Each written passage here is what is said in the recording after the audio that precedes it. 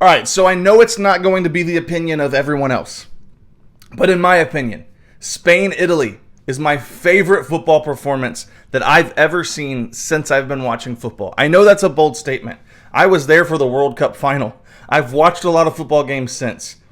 What Spain did against Italy is like a perfect representation of what I think good football looks like. Those who were in the Twitch chat with me live while we were watching this game will remember Italy could not string together consecutive passes. Spain was relentless in turning the ball over and setting up a new attack. Like I said, they couldn't get a clean pass off, there would be a red shirt there to intercept the ball. If they tried to get 2 passes off, there would be another red shirt there to intercept the ball. I loved what I saw with the all-out pressure Spain were putting on Italy. In today's video, I'm going to check out a tactical analysis of what I saw in that game, and I just can't wait. I loved that game. Also, check out the link in my description if you want to hang out on Twitch with us. I'm going to be streaming there quite a lot, and it would be very helpful if you could help me get my Twitch stats up.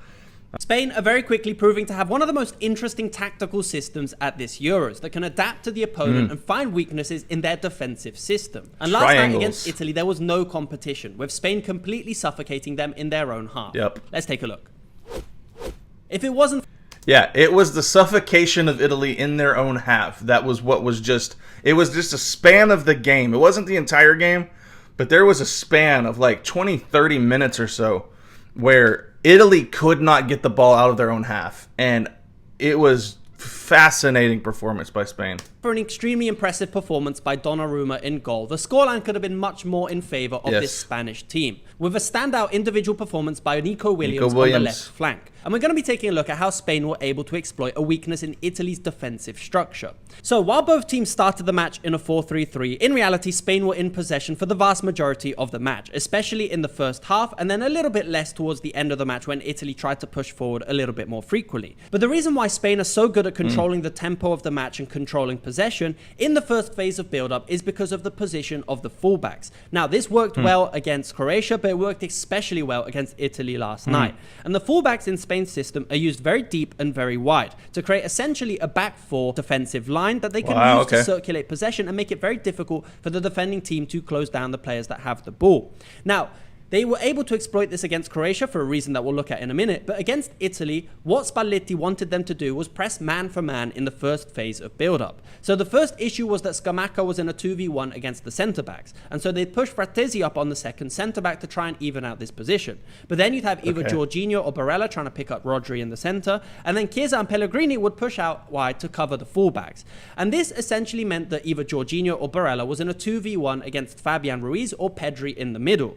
Now, the way Italy wanted to level out these numbers as well was by breaking the defensive line. This is a concept that is obviously very common at all leagues and all levels, but in Italy it's especially used, and it's something that I've heard Italian managers talk about a lot. This concept of breaking the defensive line to level out the numbers in the middle. And Italy, in this case, they did it with Calafiori pushing up onto Pedri. Now, this did leave a lot of space at the back, and it essentially left the back line in a 3v3 with Williams, Morata, and Yamal. So when Italy won this aggressive man-for-man pressing phase, Spain didn't need to build from the back, and they exploited this massive space. Going man-for-man against a team that has so much individual quality, like Spain, seems very risky.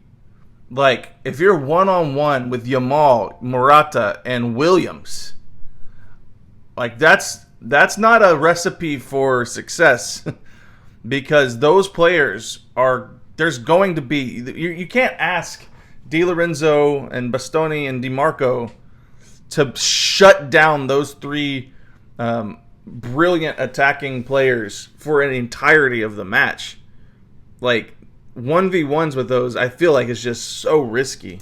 between the lines really, really effectively. And this was down to some excellent hold-up play by Morata, especially in the first half. Able to knock it down between the lines, and then from this position, Spain had the advantage of moving it out wide and having wingers that could be very efficient in a 1v1. Especially Nico Williams against Di Lorenzo on the left flank. I don't think Di Lorenzo won a single tackle against Nico Williams last night. He was unstoppable, and it was the majority of the way Spain looked to create their chances. Yeah. So we can see how brilliant. these long balls were dangerous for Italy to deal with, because Spain were able to create a lot of space between the lines. So for the vast majority of the time, Italy didn't want to press this aggressively during the match. So they did adopt a slightly more passive 4-1-4-1, but the main issue still arises when you consider the position of the fullbacks when Spain have possession further up the pitch, because Cucurella and Carvajal are still hugging the touchline. So if Italy still wanted to close out these players, which they did want to do, you'd have Chiesa moving out wide and Pellegrini moving out wide. And here is where you see the major issue in this pressing shape, because it left these massive spaces that Spain were able to exploit with a number of different players and combinations. And it was really interesting to see how they could adapt to this depending on the opponent. Now, these spaces, as we mentioned earlier, were dangerous against Croatia as well. But against Croatia, Spain went about it in a different way. So, for example, against Croatia, Fabian Ruiz would drop into this space, they'd play it here, and then they'd look to switch into the opposite flank. So you'd get a lot of balls played into but this this position, time they went to Spain Williams. were very confident in playing these diagonals into the wingers. In the first match, Yamal was maybe a little bit more dangerous than Nico Williams, but in this match, the left flank was a lot more.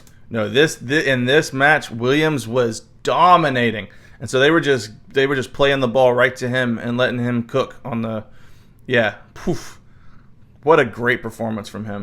Dangerous. However, against Italy, they weren't too reliant on switching play too consistently, and they were much more comfortable just playing on the side of the ball. And they did this with the two midfielders being very, very dynamic in their position as well. So even if the ball was on this position on the left, Pedri was very comfortable moving over. Morata would move over, and you'd get a lot of overloads in this position. So essentially, because the fullbacks are used in a deep position and Italy wanted to go man for man, it created these massive channels that Spain exploited in different ways. Again, like we said, mostly on the left flank, but they did exploit this on the right flank as well. And we'll get some examples of what this looked like during the match, but essentially, the position of Chiesa and Pellegrini caused a lot of issues because it always left the fullbacks isolated in a 1v1. And if you're in a 1v1 against Nico Williams or Yamal, it's going to be very difficult to defend against. But then, even as Spain gained more control of the match, and a lot of the times we saw Spain controlling the tempo in Italy's half, completely compressing Italy's defense into their own box or just outside their own box. From Spain, again, the position of the fullbacks was really, really dangerous. For example, when the ball went out to Cucurella and then went forward into Nico Williams, Cucurella would often push forward and attack the half space. And we saw a lot of combinations with Nico playing it into Cucurella here, who could then try and cut back across the box. But other times, maybe Cucurella is moved into this position, Nico Williams is in possession slightly deeper, and you have Fabian Ruiz. Lots of different rotations out wide. If you add Morata to the mix and you add Pedri to the mix, obviously with Rodri as support, there's a reason why Spain were able to control the tempo and suffocate Italy in their own half. And essentially, this was the main way Spain created danger against Italy, because by having Cucurella or Carvajal in a deep position and Italy wanting to press these players down and having a lot of distance to cover, when the ball was finally played out wide, either indirectly by going into center and then going back out wide, there was always a 1v1 out wide. And Nico Williams completely dominated Di Lorenzo, but Di Lorenzo never had cover in the center, because as soon as he would step out, Morata would be on Bastoni, so Bastoni couldn't really push too far out. And then whichever player they wanted would push into this half space. So at times it was Fabian Ruiz, but a lot of the times it was also Cucurella moving into a more central position. And Chiesa would not track back effectively. If we take a look at Spain's goal to make it 1-0, the cross came from the left flank, and you can see that it's a 1v1 in each position, because Nico Williams is in a 1v1 against Di Lorenzo, and Cucurella has taken away the defender. The midfielder has followed him, and so Nico Williams can dribble inside and then deliver a dangerous ball into the box. Then it was a nice flick on from Morata, and then unlucky from Calafiori to knock it into his own goal. There was not much he could do from that position. But I also want to touch on Spain's defensive approach as well, because it's been a key reason why Croatia and Italy haven't been able to mount any successful attacks. And what Spain are doing really, really well is, as a team moves over to one flank, they are completely cutting off a ball back to the opposite flank. So a lot of players are moving over to the position of the ball, with the defenders even being very comfortable pushing forward. And it's proving to be very difficult for whichever team they're facing to find space on the flank where they're trying to build, and they often force the long ball. This was the part that I loved from the match. All of the build-up tactics and the attacking tactics, that was fine.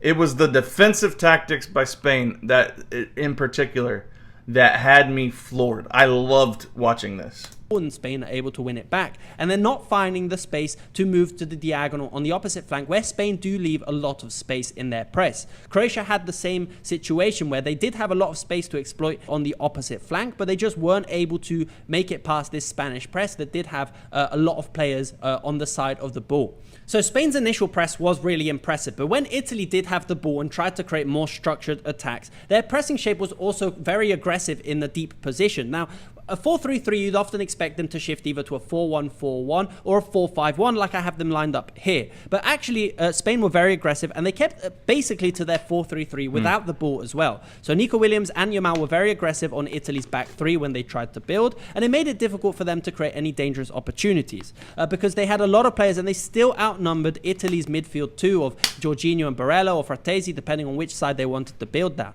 So Italy in possession did want to switch to a 3-2-5 with lots of dynamic runs in this position, and the vast majority of danger came from the left flank, specifically through Di Marco trying to push forward and deliver crosses into the box. It's a position that has always been quite effective for Italy. If you think back to Spinazzola when they won the Euros under Mancini, the left wing-back position has always been quite dangerous, and with Di Marco they are able to create a lot of chances on this flank and deliver the ball into the box. However, again, this 3-2-5 didn't really work too well for them, and they tried to make some changes in the second half, but it didn't really work for them, and again, they weren't able to create any real dangerous opportunities. And this Spanish team is very quickly turning out to be one of my favorites for these Euros. It's a team that I didn't really give too much credit to going into the competition, because there was a lot of positions where I thought there was some weaknesses and maybe a little bit of inexperience, but the tactical system is suiting every single player perfectly, and they're proving to be very, very difficult to break down. But I'm curious to know what you think of this Spanish team, and how far do you think they're going to go in the I tend to agree with them. I didn't have them as favorites coming into the tournament. I was Germany, France.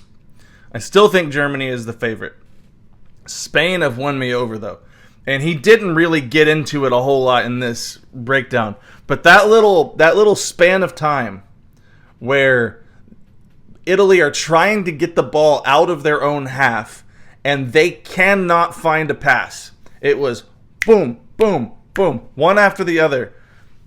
They try to get a pass going, and there would be a red shirt there to intercept it. And then we have a Spanish attack, and then Italy would regain possession, and they'd try to get the ball out of the half, and there would be 2, 3 red shirts there, turn the ball over, and we're back with a Spanish attack again. That little section of time was probably my favorite football I've ever watched. I was blown away by Spain's brilliance in that game.